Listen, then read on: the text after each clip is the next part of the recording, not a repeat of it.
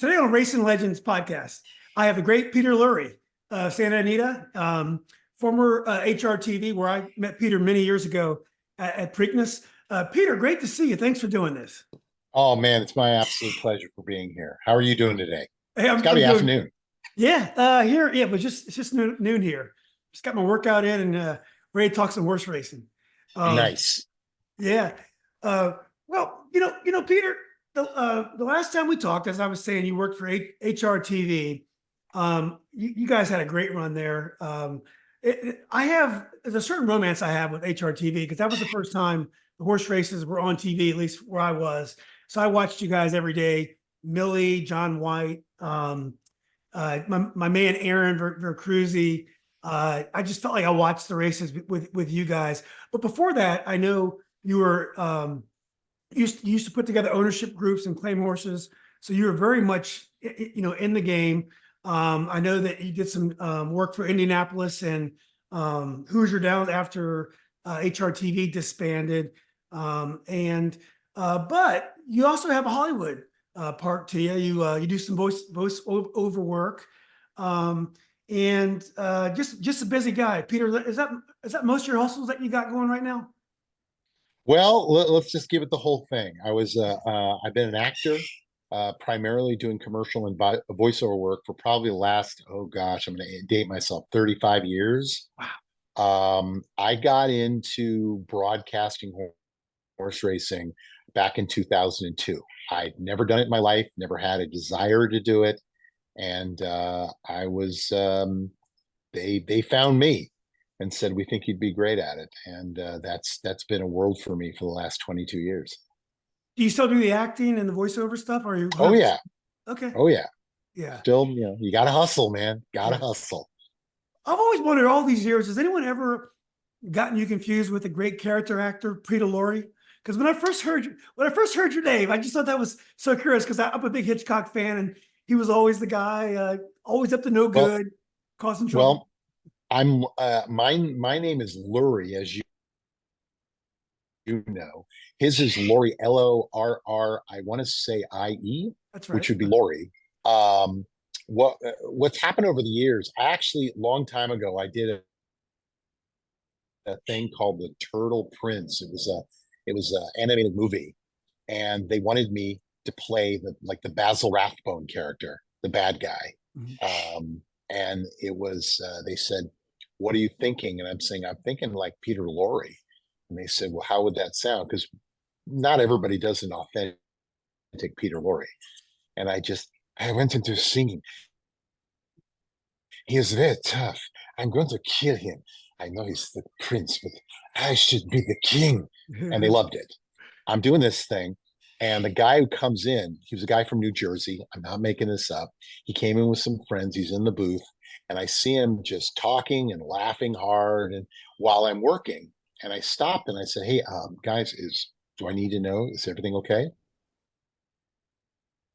And they put the guy on and he just goes, "Oh, I gotta tell you, man, I'm laughing because I said I got Peter Lurie doing Peter Lurie." And I thought, well, there's where my career is gone. Look at that. Yeah. Well, that's great. Is the voiceover work and the Hollywood gigs, is that a tough hustle? Are you always trying to pick up work? I don't, there's no easy way to make a living, but is it a solid way to make a living or it's something you have to always Um, augment? Mhm. the business has completely changed. When I started in the business 35 years ago, and the number was like, I think it was 600 to 800 actors who were actually known as voiceover performers in the United States. Now we have somewhere in the neighborhood of like 100,000 who claim in Los Angeles alone they're voiceover actors. The problem is now there is the advent of what I call the celebrity influence. If you look at any cartoon, any main campaign for a commercial, any the celebrities.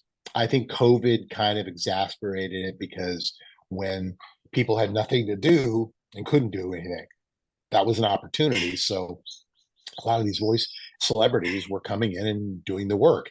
You can also then add they have the what I call the social media influencer. who is in there now, and they're being given the jobs. And I know folks have asked why, and the producers will tell you, they'll say, well, he or she's not good, but they have 2 million followers, and we're hoping if they're attached to it, that those 2 million followers are going to watch our product. So Yeah. unfortunately, the game has changed completely. But I still work from time to time. I'm still auditioning. In fact, I just came out of the booth doing one. Yeah. It seems a little greedy to me when these big Hollywood stars are doing voiceovers. I just think, I I mean, agree. you're making a lot of money. Everyone knows your face. It seems weird when that first started happening, when guys like Chris Rock and people that were already killing it just seemed very curious to Yeah. me. But Well, you know what? It would be wrong for me to besmirch anyone, because anybody can get the work. I say go for it, because the one thing I've learned in this business, eventually the day is going to come, whether you're a broadcaster, whether you're a voiceover, whether you're an actor in general, where they're not going to want you anymore. And it's not because you can't do the job, it's because you're aged out. And I know we're in that society now where, these are buzzwords, and people will say, oh, no, no, we're not doing that. Yes, you are. That has been a common tale in broadcast and theatrical since it came to being. You get your run, save your money. My old man was an old character actor, and he told me, save your money, you know, make sure you're taken care of, so that when it's over, you have no regrets. But I ain't going nowhere. I'll keep doing this as long as they pay me. that save your money and loving horse racing has always been tough for guys like me and you, Oof, though, Peter. oof. Yeah. Where did you look? Who taught you how to handicap? My father, So my you father. grew up going to the racetrack? I was 4 years old. Unfortunately, my mother and father were hippie actors, and unfortunately, I lost her when I was 7. Oh, sorry to hear that. She had a long time illness that unfortunately took her at 7. But during those times, when I got to be about 4 or 5 years old, my old man, he was a great guy. He lived to be 91. He decided he wanted to give her a little break, so he was taking me and my twin brother out to the racetrack, and I fell in love with it. Absolutely fell in love with it. They were, you know what I'm gonna do right now? I know we're recording, but I can hear somebody doing. Do they stop? Okay. I didn't want the gardeners across the street to get into your feed. Okay, now we're good. Um, oh, here they go again. Watch the screen. This is Okay. me. This is me still talking. This is me still talking. And as you can see, that's Secretariat, who won the Belmont and was one of the first Triple Crown champions in a long, long era. And that was Ron Turcotte for Penny Tweedy, and Lucien Loren, Penny Tweedy, who later on to become Penny Chenery. Yeah. And I Did you ever am meet her? back. Did you ever meet Penny Chenery? Yes. Yeah. Oh, yes. Knew her a lot of times. Sweetest lady, smart as a whip till the end, right till the end. Yeah. And she was fabulous. She, in the Vox Populi Award, or Populi, everybody, it depends on who you're talking to. The award of the people, and she really, I think she decided with good point. A lot of these horses are the people's horses, not the sports writer, not the media people. It's those people, and she felt that they should have the opportunity to decide who is their favorite of the year. And I think that's a great award, and I think it does well to keep her legacy going. Yeah. I read a book about Spectacular Bid by Jack Gilden. I'm not sure if you read it, but it's fantastic if you hadn't. So I interviewed Jack on the podcast, and I felt so lucky to have been alive. I watched the Belmont live at Secretariat. I watched the Spectacular Bid races. I've watched the Seattle Slew races. That history. I don't think. I mean, you guys do a great job of coverage. I'm not knocking the coverage, but I just don't think horse racing is in the public consciousness like it was in those days when you had Jack Whitaker and on Wild World of Sports, and those big events were so important to everybody. Well, I think you're correct. I Yeah. don't think it's a reflection of the folks who are putting out the product. No, no, I no, no. think I think what it comes down to Yeah. is, and I had a talk with Kevin Modesti from the Daily News and the Orange County Register, and we discussed this. And I'm not putting words in his mouth. We were basically discussing it. It's gotten to the point now where the new generation doesn't really care, doesn't really care, consider it, as important as we did. Mm. There are still people who are young who really love it and will hopefully bring another generation into it. I just think that we're in a world now where there is so much stimulation, so many things you can do Mm. with the advent of sports betting around the country. I can wager on all these things.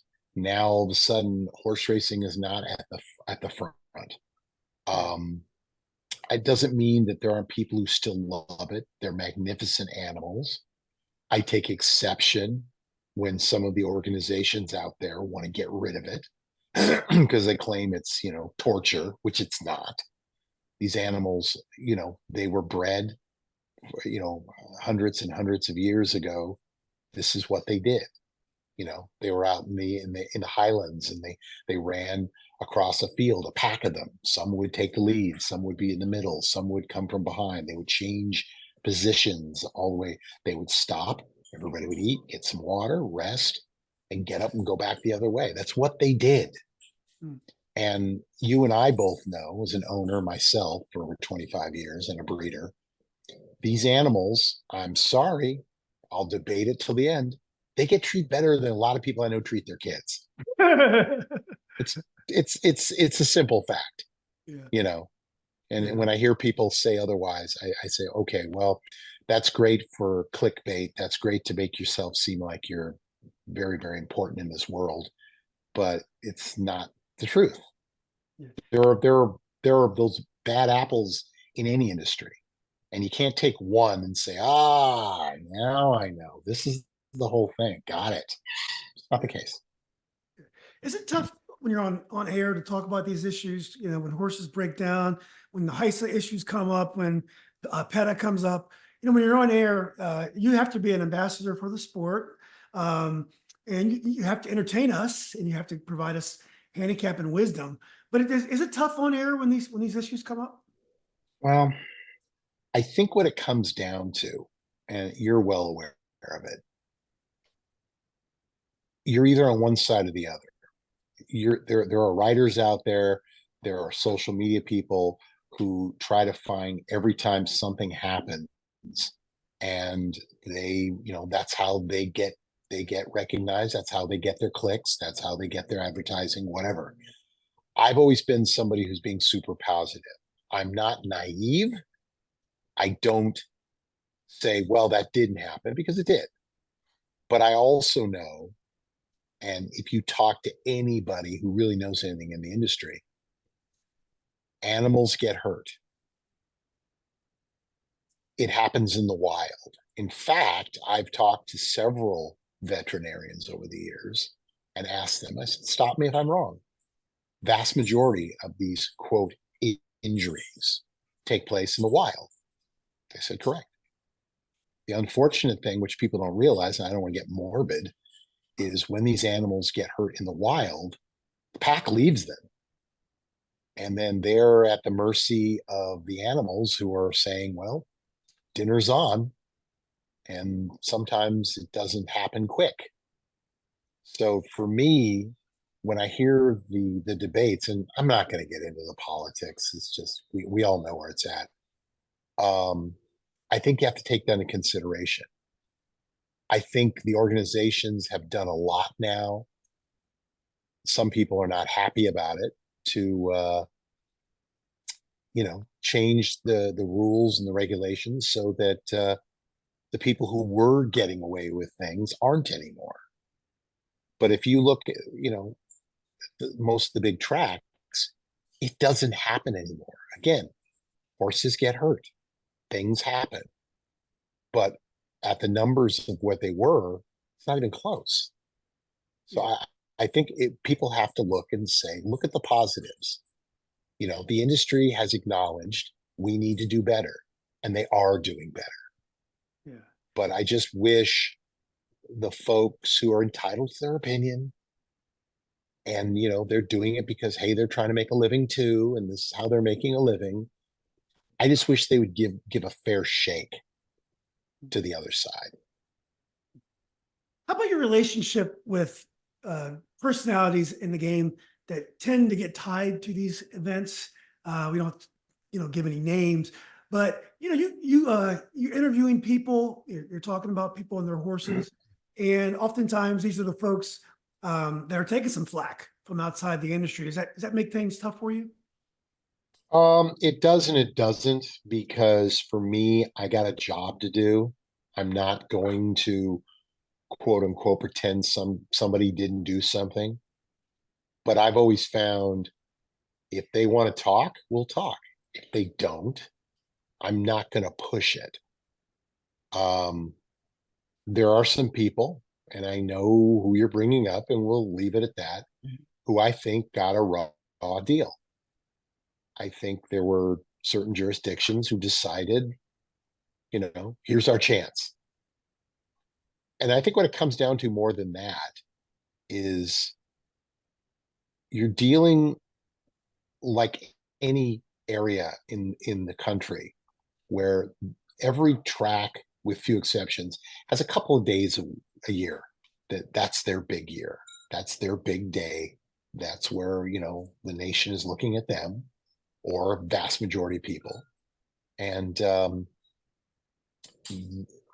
they're not happy that, groups come in from the East or the West or the South with their big horses and take the money and leave. So if it helps them to say, all right, well, we think you're doing something, and now we're going to make this decision, I guess they're within their rights. But I think it hurts the sport, and I don't think they're being completely fair. But again, that's just my opinion. Everybody's got a different opinion. I've always felt everybody's entitled to an opinion. But if you feel my opinion is wrong, convince me why. That's the wrong, what's in my opinion, what's wrong with our society right now. And it's not just sport, it's everything. People are just like, this is my opinion, and if you don't have it, you're wrong, you're a bad person. That's not how it works. Yeah. Exchange ideas. Be able to, how many times have you and I had an opinion, and somebody went, if you thought about it this way, and then you literally went, wow, you're right. You're absolutely right. That's you're showing growth as a human being by doing that. So why can't it, work in this sport or work in other sports? Yeah. To me, our world has gotten way too political, and it's just, you're either on one side or the other. And I don't understand why it has to be that way. I am now off my soapbox. Yeah. I was talking to a friend of mine's friend. We're having a couple drinks a couple of weeks ago. He's a single guy. He's on the dating apps. And he says, every time I tell, one of these people that I'm trying to date that I like Trump, they don't like me anymore. I'm just like, well, you might not want to talk politics. You might not want to talk politics in this day and age. Maybe you can get further. Is it hard to learn? You've been on TV for a long time, Peter. Okay. And do you learn? It take time to learn how to avoid the landmines and to be delicate about things. Do people have rabbit ears? Do you have to? Obviously, you have to handicap and give your opinions of the races, and you have to entertain and make the day go by fast. But how often do you have to worry about what you say? About anything? I think we all do. Yeah, I forget the industry, in life in general. You can say something, and if you take it at what it is, you didn't say anything bad. But there'll always be somebody who will take it and use it and say, well, see, ha ha ha, ha, I knew it. That's just that's the unfortunate part of our existence in our life right now. I'm still, like I said, I'm always positive. I'm hoping that the world kind of learns, takes what it got from this era, and said, okay, well, we can use this. We've moved forward in this, But now let's try to get more to the middle. Let people exchange ideas. Let people not be afraid to say something. As far as landmines in the business, at one point in your career or not, you're going to step on a landmine. You just are. I've always kind of prided myself that I try to be as positive as possible. When I'm on the air, what I try to do is I feel like give you stories, try to keep it entertaining, but for the most part, I think the player, they just want information. I mean, we all have opinions. That's what racing is so great about. Everybody's got an opinion. The movie Let It Ride, still one of the great movies. The as I call it, the ultimate fantasy of the $2 better. And I'm paraphrasing the scene. Richard Dreyfuss doesn't know who he's going to play in the race. So what does he do? He walks out and says, "I'm taking a survey," and he gets everybody has a different opinion and why, except for one horse that nobody liked, and that was the horse he played. I think that's kind of a metaphor for the racing in general. Everybody's got an opinion. Yeah. I've heard people say everything from I like the color, I like the jockey silks, I like the name. Close members of my family once I had one who didn't know anything about racing who said, "I like this horse because this horse is proud." And I said, "Really?" I looked at it and thought this horse has no shot. But guess what? The horse won. Yeah.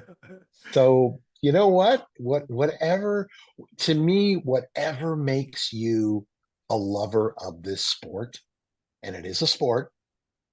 I had Jim Rome on when we were doing you probably remember that. I had Jim Rome on that show Across the Board I did years ago on the old HRTV. And I asked him, and he was very, very classy about it. I said, with the love that you and your wife, Janet, have had and success you've had, and now into the breeding, years ago, you said, and I quote, "Racing is not a sport, it's a bet. Do you still feel that way?" And I thought, well, he's either going to rip me one and he didn't. He said, I remember I think he said, "You know what? I get that. I know what you're saying. And here's what I'm thinking," and he was very classy about it, that it is a bet. Let's not kid ourselves. To quote the movie Let It Ride again, if there is no betting, there is no racing. It's as simple as that. But it doesn't mean you can't love these magnificent animals. You can't root for these incredible athletes, these jockeys, these trainers, these owners, that are putting out their money. They're putting themselves on the line for this. Yeah. I mean, there's so much to love about it. Yeah. I can quote a horse going back to the mid to late 60s. I mean, I was a little child, but I can tell you where I was, what was going on in my life at the time. And I think that's kind of what it's all about. Yeah. Peter, as Jim Rome would say, have a take and just don't suck. Exactly. So, Peter, after you come close to these landmines or step in it, or maybe even give a bad pick, do you ever avoid Twitter for a while? I mean, how quickly are you going to hear about whatever you say online? My guess is the Twitter sphere, whatever they call it, is pretty quick to react to anything. They are. I'm actually pretty fortunate. I don't get a lot of that. I get maybe once or twice a year, and then when you look, it'll it'll be somebody who has 10 followers. And if you look deep into what they've got, they're they hate everything. I think if anybody was flawless in their handicapping, they wouldn't be doing this. They'd just be making a ton of money and keeping their mouths shut. I think that horse racing handicapping, to me, is the same as golf. It's an imperfect sport. You're never going to master it. And if everybody can do it, nobody would do it. It's as simple as that. There really is nothing else you can say. What I think you do is you try to especially when, of course, I also fill in a couple days a week on FanDuel. I try to say, well, here's why I like this horse. Here's why I put together this pick four ticket. And I always say thereabouts, if I'm, excuse me, if I'm right, I'm right. If I'm wrong, I'm wrong. Great writer for the Daily Racing for Mike Watchmaker always said, the best thing you can do after a race, turn the page, because there's another race coming up. Yeah. How much of your job is handicapping? To me, when I listen to folks on TV, and you're one of my favorites. I Oh, just want thank you. I just want to hang around guys that I be around at the track. If you give me some good information, that's great. But if you guys are just yapping it up, or you're talking about the Dodgers or whatever, that's all I need. I don't need a whole lot. Exactly. But anyway, how much of your job is handicapping? Um, it depends on which venue you're in. Like I said, for me as a watcher, and I thank you for the accolades, by the way. Um, just a real quick story to go back to that. There was a radio show. I don't know if you remember Roger Stein. He was a trainer and he had a radio show, and Up he was a north, guy right? who called, Golden Gate. Yeah. we did, but he was also in Southern California for Yeah. most of his time. He was a former standardbred trainer and he became a thoroughbred trainer. Um, Roger had no problem raking media people under the coals and calling them out. And I always remember that. And I remember one year, this is the God's honest truth. I was driving to the gym in the morning. I flipped on his channels. I was getting there. And I heard him say, okay, well, we've got so-and-so on. You just won the contest. You're going to get this. It's great. All right, I have a question for you. Of HRTV and TVG, if you could pick one broadcaster, or I think he called it host, to be on, to hang out for the day, who would it be? And this guy called out my name. And I almost like went off the road because I thought there's so many of the quote, the ones that, the elite ones that everybody's going to want to be with. And all he said to him is, why? And he said, because I feel like he's the kind of guy I could sit on a park bench with the whole day and have a ball. And I thought, oh, Roger's going to just crucify me. And he immediately said, can't argue with you that. Oh, that's nice. I agree with you. And I just thought, wow, that, to me, Doug O'Neill said that to me. He said, I've had owners who say, you're just the guy that they'd want to hang out with. And that's okay. It doesn't mean anything one way or the other, but for me, because I've always kind of considered myself just the average guy who got lucky, that means a lot. And, if I never achieve any other stardom than what we've already done, I'm good with that. I think I've done what I'm supposed to do. Yeah. Well, when you look at other folks in your industry, who else do you think gets it right? It could be Santa Anita, FanDuel, or even the New York feed. Are there people in this game you think they strike the right balance between entertainment, good handicapping, professionalism? Or people that you don't have to give me a lot. Just give me one that you particularly admire. I can't. I really. I can't. I mean, Yeah. Everybody. There are a lot of people that are just so good, but it's for different reasons. Um, I wish I could give you one in particular. I can tell you one analyst that I absolutely love. He's in New York. It's Richard Migliori. Oh, Migs is great. The MIG is fantastic because the MIG tells you exactly like it is.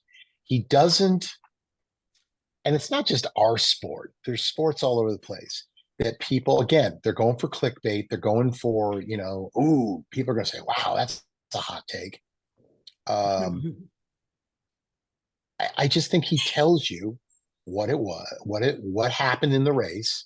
He has no problems calling out a rider, but he doesn't do it in a nasty way. I've always said if you're gonna critique me, critique you, critique anybody, if you've got a critique, great. As long as you don't get personal. If you get personal, you lose the argument right off the bat because it's obvious where it's coming from.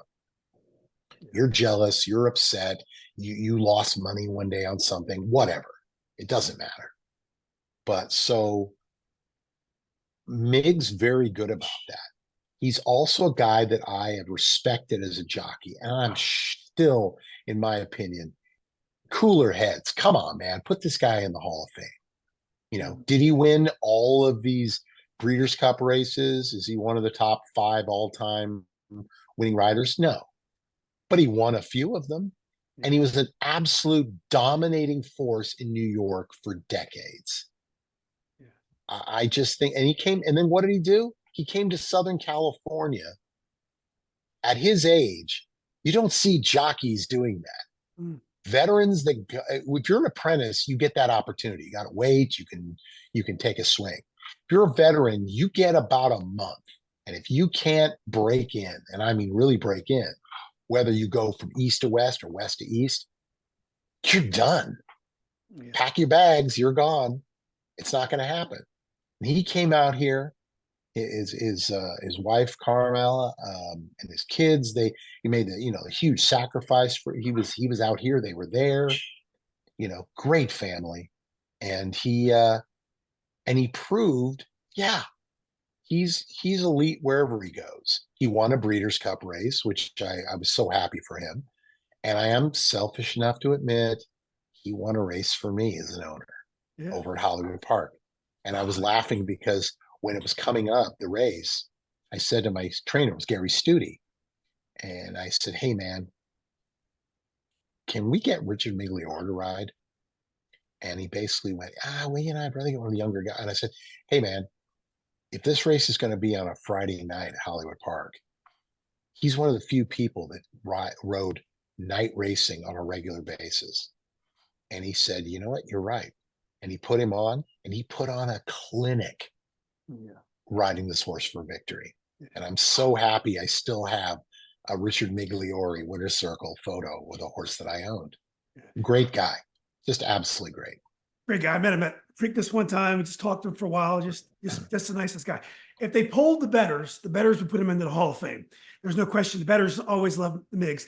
Hey, so Peter, if you're on air on a particular day, does it hurt your ability to handicap? Like, so let's say, I mean, you're handicapping because that's your job and you're providing information to viewers. But if you want to bet that day and you got some things that you like, is it hard to focus if you're also working? Well, this has always been my rule, and sometimes it works out for me and sometimes it doesn't. If I'm going to bet the day for a day's card, I bet ahead of time.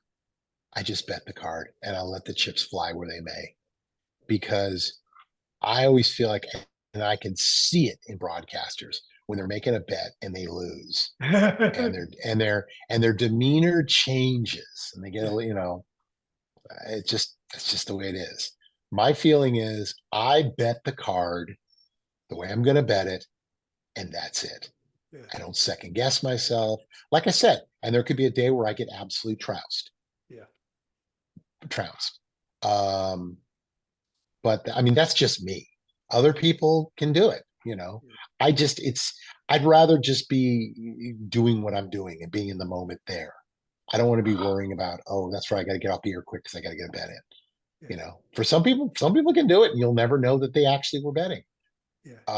I laugh when somebody says, "So you guys aren't allowed to bet, right? That would be illegal." I go, "You're kidding me. We're getting paid to tell you who to bet." Why wouldn't we be betting? In fact, it's funny because one of my partners got a tweet once over at Santa Anita and said something like, "Yeah, I can't play you guys, man. You guys aren't betting. You're just giving out a bunch of tickets. And if they burn, they burn." And to this person's credit, they said, "Well, I bet occasionally, but you can't say that about Peter. He bets every single day and I've seen his tickets." And I said, "Well, and on certain days I look at the card and I go, I don't see anything that really interests me." That doesn't mean I can't talk about it. And it doesn't mean that I haven't gone through those cards where I go, "Oh God, I would have killed them. I made a fortune today." And the funny part is when you have people come up to you, especially at the track, "Mr. Lurie, Mr. Lurie, I said, it's Peter. He goes, oh, Peter, thank you. Thank you. Huge day today. Man, you must have made a fortune. And I have to go, oh, yeah, yeah, great. And walk away knowing I didn't bet a dime. Yeah. But it doesn't matter. My old man always told me a story when I was towards the end of his life. He was probably about 86, 87, and I still had him coming out to the track every day. He had a buddy who'd drive him out there, and I got him passes. And I said, Pop, he brings $20 out to play. And I said, hey, let me give you like $100, man. Have some fun. And he said to me, he goes, you know what? At this stage of the game, it's a puzzle to me. And I just want to know that at the end of the day, I solved the puzzle. And I always, to this day, I think the same way. It's a puzzle. And sometimes you get it right, and sometimes you don't. And I think that's what, like I said, that's what makes this sport. That's why people keep coming back. Now there may be the vocal ones that yell and scream, it's fixed out. I hate this place. That guy drives me nuts. But they're back the next day. They sure are. They love it. Yeah. They love it. I always say just bet within your means. Guy came to me once and said, how much would you bring to the racetrack? And I said, whatever money you can take, put it in front of you and light on fire. And he laughed and thought that was really funny. I said, well, it's funny, but it's also the truth. Because if you light that money on fire and go, oh, that was stupid, then that's the money you can afford to lose. You know, the man or woman who says, well, I'm a little loose on my car payment, but I'm going to go to the track and see if I can run it up. You're a loser right off the bat. You're already walking in with scared money. Don't do it. Yeah, to me, the amount of money I can play is in relation. If I won't play a long shot for a certain dollar amount, then I know that I'm playing too much. And it's because a favorite you think you have a high chance of winning. So if you're playing and you're afraid to bet long shots, that means you got to reduce your bet so that you're comfortable playing. Things aren't going to happen. Yeah. Yes, but You know what? I was just going to say, I don't mean to interrupt you. no, good. The one thing I always get that always drives me insane is when somebody will say, oh, you're picking favorites. For starters, my picks come in a day or two ahead of time. And all I do is I just say, here's who I think is going to win the race. These are my top 4 selections. This is the horse I think on top is the horse I think is going to win the race. So many times, and it happens all the time on FanDuel, you'll pick a horse at the night before. 12-1 on the morning line. Horse goes up at 5-2. Pick a horse 6-1 on the morning line. Horse goes up at 4-5. I don't even get into a discussion with people about that because I say, look, I give you selection. If a horse gets below a certain odds, for me, it's 8-5. I don't play. I just don't play. It's not worth it to me. Or I look in and saying, okay, can't bet that way. What about an exacta? Or what about a pick 4, pick 5 ticket? That's where I go. But I have no control over who bets what. And the simple fact of the matter is that statistically speaking, the general public, the people who make the favorites, are wrong 7 out of 10 times. Now, again, for people who will be watching this, oh, that's not true. There was 4 winners yesterday on a car. If you take January 1st to December 31st, it has never changed. It plus or minus 1 or 2 points, somewhere between 30 and 33%. It doesn't change. There might be that day where, favorites won 7 and 9, but then there might be a day where not one favorite won. But I guarantee it. Look at the numbers at the end of the year, and it's always going to be the same. So if that's the case, John White said to me, because he plays a lot of favorites, but to his, I would say his praise, he decides what is a good favorite and what is a bad favorite. At Santa Anita, when we're doing the pick 6 now, Tom Quigley and I, TQ, we do, instead of doing the card, now that's a dollar wager, we do a vulnerable favorite, we do a must use, and we do a long shot. So vulnerable favorites, I'm just telling you, this horse is going to be favorite, and I think this horse can get beat. And am I right every time? No, but I'm right a good percentage of the time.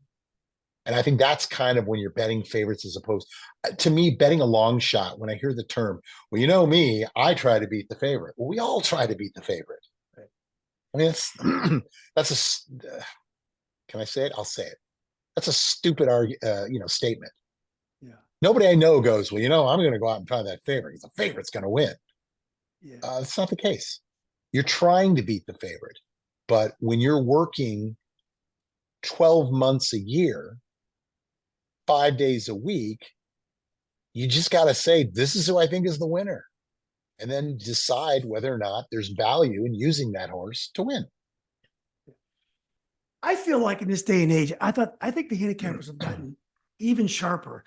I know by the reason why I like a horse, whether or not it has a chance to be valued, notwithstanding the morning line. And if it's over bet from that point, I almost feel like it's corroboration of my point. It's fine because and if it drifts up, there might be a reason for that. As long as my underlying reason for liking a horse is sound, I don't let the odds affect me that much because I think it's almost descriptive now of the horse's chances to win, which I wouldn't have said that 10, 15, 20 years ago.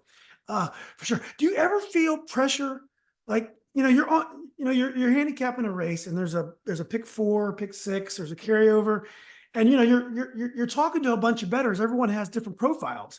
But the reality is you like maybe one of the 4 races in the sequence. The other races you don't even like. Do you ever feel like you could be honest and say, look, this sequence sucks. I'm only betting the second race of the sequence. I'm not playing to pick 4. Or do you feel pressure to kind of at least help them put tickets together? Because a lot of folks love those bets. Well, to me, the pick 5 and the pick 4 is the best wager you can make. It's the best for a nominal fee with your best return. So I am one of those people. If it gets to the point, I always figure I try to keep it like pick 4s. I try to keep it under $48. Pick 5s. I try to keep it under $72. I feel that personally that if you have to go higher than that, then you're saying I don't really have a feel for this race. So I like to always say when I give out a ticket on the station, or if we give out a ticket over at Santa Anita, I always try to say, well, for the sake of the exercise, here's what I'm doing. Mhm. But I know a lot of people use the all button. They do it Yeah. all the time. Yeah. For me, the only time I ever use an all button is if the race gets scratched down and they go, well, there's 4 horses left in this field of 10. Well, you might as well use the all button because you really have no idea at this point. The race came off the turf. It's a sloppy track, whatever. You really don't know. So in that case, you're probably better off doing that. But I've known so many people over the years. Field of 8, I took the all box. What happened? Favorite won. Well, that was money well spent. Yeah. But I've also, you do get that occasional person who hits the longest shot on the board, and then they go, see. But when you're playing the all box, that's what, in theory, that's what you're hoping. You're saying, I really feel anybody in this race can win. So why not take a swing? And I respect that. But I just think there are too many times I've seen people just throw in the all box just to do it because they have no idea. And they want to have a ticket. Well, that's great. But if you have to pay, like $108 or $144 to do it, unless you got a ridiculous amount of income, I don't see the point. I just try to play it, the average person.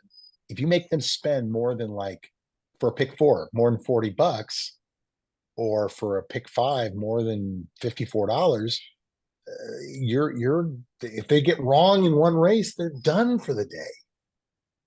So, if you have an opinion, great. But I think getting back to your thought about favorites, When I see a horse get bet down way lower than where they're supposed to be, I then look at it and say, why would that be happening? And if I cannot figure out why, chances are that's money, that's smart money going somewhere, Yeah. But if I also say, when I say I can look and see why, I'm going to say, well, I know why they're betting this horse down. I don't agree with it. And I find myself saying, well, then that's a horse that I'm going to call a bad looking favorite. And I'm going to try to beat him. And I can be pretty certain I've been right more than I've been wrong. You can just see where the money's coming in. And a lot of times money will go down low, and it could be an owner who at the beginning, because he didn't want to worry about it, he threw $500 on his horse. So the very first click, his 5-1 shot is 2-5. Yeah. Well, a lot of times people just start keying on, oh, they know something, and they keep knocking it down. Well, that's a horse I'm going to try to beat because I know that's somebody going, it's my tradition. I bet 500 on my horse to win. Yay me. My feeling when I was an owner, I'm like, you know what? If I win, I'm getting the money. I'm getting the purse anyway. So, I might throw $100 if I'm really feeling sassy, but for the most part, I didn't see the point. Yeah, I used to feel like there's a lot of lessons you can learn from the tote board, but because of the CAW money comes in so late, things radically change once the last 30 seconds of betting or 30 seconds into the race often. So I've given up trying to learn anything from the board. Just the way it is. How has your ownership, your experience as an owner, helped your handicapping, if at all? You think it's made you a better handicapper? Well, I always tell people when I'm on the air, it's a good idea when I'm covering tracks that I don't really know. If I'll be over FanDuel and we're in Charlestown and Presque Isle and places like that, place I've never been before. I always tell people it's a good idea to go online and look at the condition book. You don't have to memorize it, but to look at it. Because the reason why I bring that up is, let's just say for argument's sake, you see a horse that you like, but they were a $16,000 claimer. Now they're running in a 32. And you say, well, wait a minute. This horse is either really, really good or they're being stupid about his weight, where they're putting him. If you look at the book, that might be the only race that this horse fits in for the 2 weeks or the 3 weeks, whatever the book is. And as an owner, I know we get that phone call. Well, we know the horse is a 25, but there is no 25 for the next 2 weeks. And I checked with the racing secretary, and there isn't going to be one in the next book either. So we can either run in this 40 or we have to run for 16. So then it's up to you to decide, what makes the most sense. So I think as a handicapper, when you're looking at that, you can also look at that and say, okay, do you think it's that case? Well, I happen to know in that book, there was no other 16 being offered. So that's why they ran for 12-5. They weren't dropping in class because they thought the horse wasn't any good. They figured this is their only chance to run over the next 2 or 3 weeks. Yeah. Well, Peter, I know you're really passionate about the Dodgers, and I'd be remiss not to talk about a little baseball. No. I got you off, but you mentioned Jim Rome and betting earlier. Great guy, by the way. Great guy. What about the situation with Ohtani? Now, there's no way any translator in the world would feel comfortable enough betting millions of dollars. So, what was your analysis of that situation? And maybe, as Jim Rome says, baseball is just a bet. There we go. Yeah. Honestly, this guy is like was a childhood friend of his. And I think that he just personally, I think he got in deep. And like a lot of people, when they're near that kind of money, it's a common tale. They figure, well, I'll bet this amount and I'll put it back. He won't know. He's got so much money, it doesn't matter. And something happens. And well, okay, I'll get straight on this one. Okay. I don't know what happened. You don't know what happened. We don't know what happened. But the only person that's going to know is Otani Yeah. and his former translator. I want to say best friend. It's happened before. Um, I tend to say a guy like him with he's going to be a billionaire twice over if he isn't close to it now with endorsements and what he's got going on in Japan. Why would he need to bet? Why? You know? And then the other thing that's funny is the bets weren't on baseball. So Yeah. let's just say, for argument's sake, all right, he did it, and he's making this guy the scapegoat. Baseball can't do anything about it. There's nothing in the rule book that says you can't bet on other events. You just can't bet on baseball. Hmm. And they've already shown, well, these bets weren't on baseball. They were on soccer, I believe, over in Europe, and other sports. So I don't know because I don't have it in front of me. So who knows? Hmm. I will say I was happy to see him get a home run last night. Yeah. But I'm not one of those people that are like, oh my gosh, this is going to be a total disaster. He doesn't have a home run yet. And I said, but he's had an RBI in almost every single game. And I said, well, yeah. I said, so then realistically, he's on pace for like 150 RBIs. No one's ever done that ever. Not saying he's going to do that, but saying, isn't that what he's getting paid to do? Get somebody home, score those runs. Home runs are great, but what he said, Bull Durham, home runs are fascist. Hit some base hits. It's more democratic. Exactly. You know, Did the Dodgers you need know. him? I mean, the Dodgers have gotten, I guess they've been early exits in the last two playoffs after great regular seasons, but they won the World Series, 4 or 5 years ago? Did they need Otani? Mm-hmm. Was that a good investment in your mind? Well, let me ask you this: did they need Otani? Debatable. Did he want to be a Dodger originally? Yes, he did. The problem was Otani wanted to be a pitcher and a batter. And guess what? We don't have DHs in the National League. Right. So he went to the next option. Now that's not the case.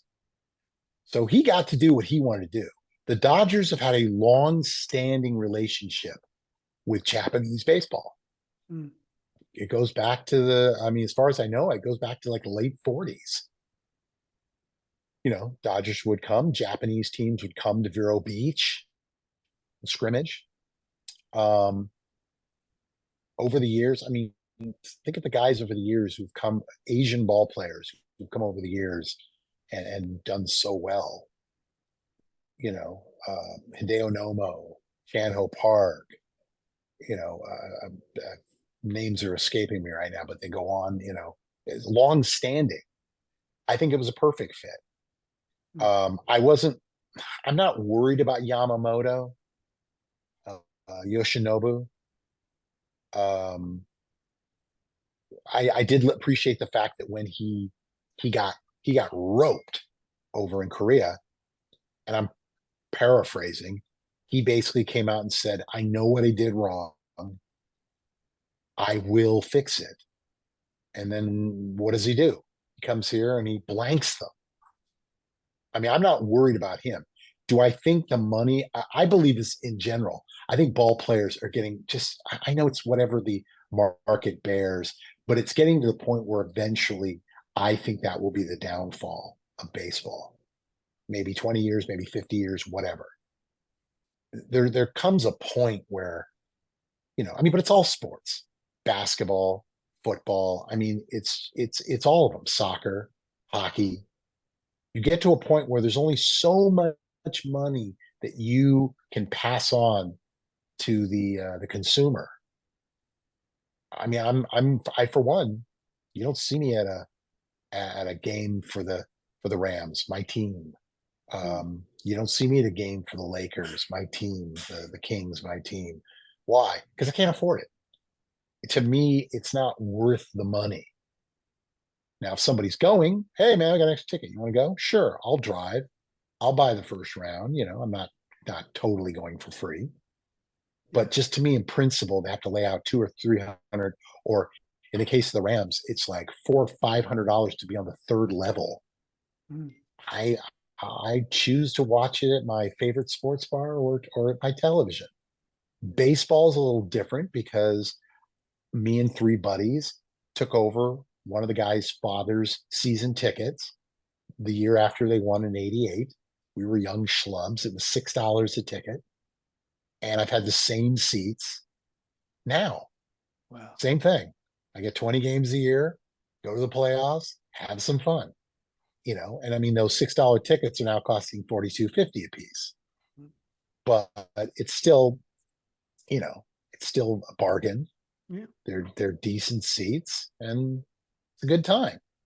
But if there's rumors, oh my gosh, they're gonna, your $42.50 ticket's gonna be $150 in a couple of years. Well, then I will be done. And I think that's a lot of people out there. I think that's the way sports are going. That's the way for like horse racing. If it was up to me and Santa Anita, give them a little praise. Thursday and Fridays, free to get in, free parking. You can't do that for everything, but I think it's a smart move. Go to people and say, hey, this is why we should be something you would be considering. Yeah. Don't cost nothing to get in. I mean, that's my opinion. But I'm not the one who owns these racetracks. They got to do what they got to do. But like I said, I think Santa Anita is coming in that right direction. They're saying, look, we don't have casinos. We got to get those people in any way we can. And I applaud them for it. Symbolically, it's a great move. I remember back at Laurel they would charge, let's say, $2 or $3 for a hot dog. People would complain. I'm like, you're going to bet every penny in your pocket anyway, so we're going to really complain about that. But symbolically, it's a huge move.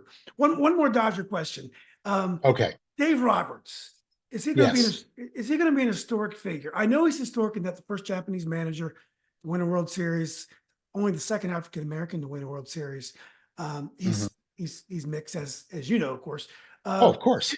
Is he going to approach the Tommy Lasorda, that kind of status with Dodgers fans, that vaulted status? Does he have a chance? There are so many people that like to say, oh, it's Robert's fault. It's not Robert's fault. They got blanked the last two seasons. Best record in baseball. They got beat. Really? Did Roberts get on the mound and serve it up? No, he didn't. Did Roberts have all three or four of his top batters go like 2 for 46? No, he didn't. Yeah. And as much as the people love to do it, just like in our sport, love to sit on the sidelines, do that Monday morning quarterbacking. You got to go with your team. Yeah. And when a pitcher's done, he's done. But that bullpen last year, especially, they were exhausted. They were ballers. And unfortunately, it just didn't work out. Was I happy about it? No. But I understood it. And for anybody who's a naysayer of Dave Roberts, I say this guy keeps them together for the entire season. The players love him. They love what he does. Players want to play for Dave Roberts. Do I think he's Tommy Lasorda? I don't think anybody's Tommy Lasorda. Tommy Lasorda is an era bygone. They aren't like him anymore. They aren't built like him anymore.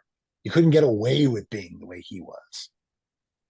But I think Dave deserves the respect of not only the Dodger fans, but of Major League Baseball in general. And I think when it's all said and done, I think he's going to wash out quite well. I respect him. I love him. And I will defend him all the way to the end. Yeah. Well, look, Peter, this has been great, but I haven't seen you. I think 2011 maybe was the last time we All right. talk. What? Whose fault is that? Whose fault is that? You're on you're on TV. You're going to Dodgers games. I'm here in the DC area, going to work over here. But no, it's so good. I'm glad you took the time to talk to me. It's always a delight to see you on the news or the track feeds, and just keep doing such a good job for us. I think you bring fans to the game, and you make us enjoy it. Man, I love you, and I really appreciate everything you said. And just remember, when you're talking with people in the industry, speak kindly about me. I'm not sure what kind of pool I have anymore. I'm kind of an old, broken down old owner, and We still, all are. but I'll definitely do my best, Peter. And you know what? I think most of us fans, we understand that you guys are on our side. You're one of us. As the Absolutely. game gets tougher, the horses, the horse population gets a little bit tighter, and the handles go down. I think we're all on the same team. We just hope that, Absolutely. 20 years from now, that we're still able to do this. So I plan on. I said my ultimate uh, fantasy will be 20 years from now. I'll have the long white flowing hair yeah. all the way down, full beard. I'll show up at the wherever their wagering's being taken place, and there'll be some guy that'll point to his buddy and go, "Wasn't he somebody? I don't know. He comes in every day. Seems like a pleasant guy." Yeah. Oh, okay. Yeah. That's good enough for me. Yeah. And you'll be happy though, as long as you're at the track and playing There you go, buddy. playing the pick four. So Just like my dad till the day I die. that's right. Yeah, my grandfather was the same way. So again, Peter, this has been great, man. Let's keep in touch. I really appreciate you taking time to talk to me. Anytime, my friend. Okay, Peace. man.